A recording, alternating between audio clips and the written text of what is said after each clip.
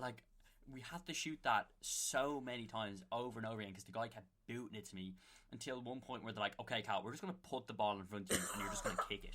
Okay? No dribbling, just kick the ball. And I was like, okay, I could do that. And like he was like, Cal, listen, you have to be offset now. If you miss it, it is in the movie. Whatever happens right now is in the movie. And this is coming from the first AD. And I'm like, yikes, this is my movie career that right is a here. big And I'm sacrifice. so scared. I know, I'm so scared. I'm like, if I miss this goal, it's going to be in a movie. So I kick it, and it's the worst goal you'll ever see in your life. But then I look at the editing later, a few months later, and it's like, I run up, kick the ball, and then the camera just completely cuts to the goal, and the ball is going in. It looked like one of those, like, fake trick shot videos. Yeah. So I didn't see. You wouldn't know I was horrible at football. It looked okay, but yeah, just never. If you're ever cast me for something, just hope it's not a football movie. Is you just kicking it completely like in the air? It's just still going in, no matter what. Yeah, I like kick it off the pitch and it goes in. It's the same shot of the guy jumping out, the goalie jumping.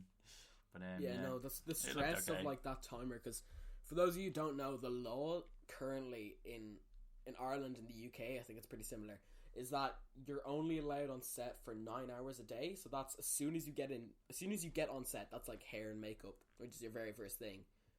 As soon as you get on set, like that exact time to as soon as you leave, like you're out of hair and makeup, that has to be only 9 hours. And then you can only work for 5 hours within that, which means you can only, every time they press record, you can only work for 5 hours worth of recording, which it seems like a lot, but when you think about how long filming takes and how tedious it is, it really isn't. And especially working with kids, it sometimes can just be such a pain in the ass, because the chaperones and the first AD, they can't just, yeah, we'll just let them off in like 10 minutes after or half an hour after, because they'll get done by like the child safety people. So it's real strict, and like the amount of times like you have to get rushed off set, like genuinely you have to run to hair and makeup because you can't be late. It's just not, like, there is no room for yeah, like it's grand, because it's the law. It's gonna be so painful sometimes. But I know, and there's many occasions on set where they're like, okay, Carl, you're just gonna go for a quick 5-minute break here. And I'm like, but I don't want a break. Yeah. I want to stay here. Like, and they're like, you have to go on a break. And I was like, I don't want one. And they're like, go on one. And I was like, okay. I think it's like something like get off set and stand on the side. Every 45 minutes, they have to have a 15-minute break, which is ridiculous. Yeah. It's like, oh my god. But like, I guess that's for the younger actors, because like, most days you'll just be standing there for 9 hours, like going around. Rarely do you ever actually meet the 5-hour quota in terms of the work, because it always ends up being the 9 hour, like just being on set, just because you rarely actually film for 5 hours. Yeah, like it's just, there's just so much, it's just the rules, so much prep. Yeah, true. All the times in the prep. The chaperones as well. So like, sometimes you get a good chaperone and sometimes you don't. You should explain to people who have no idea what the acting world, or oh, true. Okay, basically a chaperone. You have a chaperone who you literally cannot go out of their sight. Yeah, they are glued to you for the day. It's so you cannot go to the bathroom without the chaperone like checking in case there's not like a weird person just waiting for you in the stalls. You have to like have this person with you 24/7 on set. Like, obviously they don't watch you take a piss, but they wait outside. Like, yeah, well, but yeah, it's very. It was just a very unique experience having someone just constantly there, and like their job is your health and well-being. It's so odd, because it's like they're your bodyguard, but they're also like your mum. Like, they're genuinely. Yeah, it's like a second mom on set. Like, so funny, and they can't, like, if there's a lot of kids that have to have a lot of chaperones, but they, like, the chaperones usually get quite, like, the chaperones will be shouting at the director, like, he has to get off now, and you're like, fuck off. The director's like, piss off, like, we need him, and she's like, how did you find with accents in general? You said you said you did an English accent. Like, I found learning my English accent for the film was very difficult. When did I say I did an English accent? It was on stage. Oh yeah.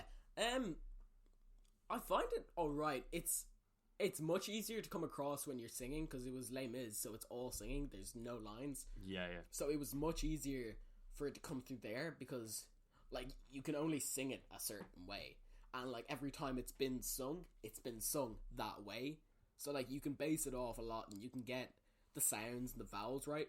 Like every time, I was reading this the other day, every time someone sings, it's in like a neutral accent. That's why some people don't sound the way they do. Like Lewis Capaldi doesn't sound that Scottish. Like you can tell if you listen closely that he's Scottish, but like when he sings, he doesn't give off that really like gnarly Scottish accent that he does in person. It's just the way that you have to sing. There wasn't much of an accent to it. It was kind of like it's just the way you learn the song. Yeah. It ended up being a Cockney accent, but it's just like you just gotta sing it like that. It'd be weird to sing it in your own accent, you know. But accents in terms of acting are very hard sometimes. Like it's just stressful because, like, it's all right because like you'll have set words to say and you can get the sounds of those words down, but just keeping it up all the time is just a bit painful. Did you have to have an accent for the BBC one? Dialect, yeah. Oh, right. I had to get a full-on dialect coach. Oh, interesting. Which was it was only like 15 minutes, which is fine. Like, he just broke down my words, like word for word. He would like break up the syllables. He just broke down, just on how I'd actually say it. Just a Cal, come on. Yeah, so like, yeah. He broke me down. I was crying. Cal, get this word like right. A sentence where it's like, Cal, do your better accent. I'm like, trying, please. I'm trying, man. I'm fucking trying. Man, I'm trying. But there were so many occasions in the audition where I was like doing the scene and I had to like try doing an English accent, but I sounded so Dublin. Oh really? I was like, look at this guy over here, like that. Cal, stop being a knacker for 2 fucking seconds. Yeah, it was. He would break up the words. Like for example, the sentence would be, enjoying English ice cream, are you? So he'd like break it down really slowly, where it's like enjoying English ass cream, like ass cream, are ya? And I was like, he like wrote it out syllable. So when I speed it up, it's like enjoying English ice cream, are ya? You kind of like stitch it all together. Did you write it like really phonetically, like a junior infant? Like, you know, when you have to be like, yeah, that's literally how they do it. At the bat. I don't know if they do that for anyone else, but it's how they did it for me. Because it's like, Cal, you can't read. Finian, are you on Snapchat during this podcast? I am. I'm taking a Finian, get off Snapchat. This is your fucking podcast. The camera was on, and I was taking. This is your podcast. You forgot I could see you on FaceTime. You're on Snapchat. For those of you who Christ. are in my private story, serial time. If you're not, then this is going to be awkward. But oh well. Finian mentioned you in their story. Finian, get off Snapchat, man. We're doing this is your stupid podcast as well. It's disrespect. I was like, all right, well, he's going on a rant now. Might as well get a quick You're snap like, here. let him. No, the only reason I kept rambling was I kept looking at you, and you're like looking at your phone, like, yeah. And I'm like, man. No, I was listening. I swear, I was listening. I was listening. Yeah, and you're also texting Jennifer. Shut up! I know. I see her in your snap. Simping. Wait, shit. Did she text back? No. Okay. Damn. The disrespect. Never. To any other people coming on this podcast, Finian's just gonna disrespect you by texting Jennifer like, and talk. Whenever you're gonna rant, just like laughs at their joke. Like, they're like, haha, thanks, and you're just there like, oh, I wasn't laughing at you. Alright. You're like, yeah, that's cool. Yeah. I'm like, okay, Finian. It's like, Finian, and about that drug scandal, you did do it, right? And it's like, yeah. Yeah, it's all true. Yeah. No, stop. Whoops. No, don't copyright my podcast. It's payback now. For those of you wondering what the snap entails, it was just get a load of this fool. Cal's YouTube channel open right now. Are you joking? I'm checking, man. I'm getting you back right now, and I'm checking Snapchat. Man, I'm gonna jet on the FaceTime. What are you doing? Get a load of this fool. You're pointing at Cal. No, I've always wanted to work with a dialect coach because I really want to nail my accents. Like, I'm not too bad at them. I could do some to a T, but learning new ones are like a bit tough. I'm gonna check my phone after this, and I'm gonna be very mad as to what he's done, because he's gonna do something bad. Cal takes his revenge seriously. Like exposing Adam for texting his mom. Oh, we should talk about that. Oh, play the music. How do you know about that? Play the music. You told me. Oh, today? Yeah, you showed me the clip from your video. Okay, so we've a friend called Adam. The ginger one that looks What's like up, an Adam? older version of me. We know you aren't listening to this, but Adam's just gonna be like, yeah, not grand, yeah, no, yeah, grand, yeah. What happened was, I have this friend called Adam. He's one of our friends from our acting class as well. I consider him one of my best friends, right? So this is why this bit was so funny, for my vlog. But a girl I dated for 3 months, okay? She's now one of my best friends. But she sends me a video message one morning. She's like, Cal, I think your friend Adam, I don't know, she gave him like Boland or something, is trying to text me. And I'm like, I FaceTimed her straight away, and I was like, here, Samantha, do you mean Adam Dolan? And then she goes, yeah. By the way, Samantha isn't her name. I know. It just puts the bleep in it. Oh yes, that's. She's like, yeah, that's what I mean. And I'm like, no way. And I'm like, tell me everything he said to you. So she gave me in detail everything Adam's been trying to talk to her, right?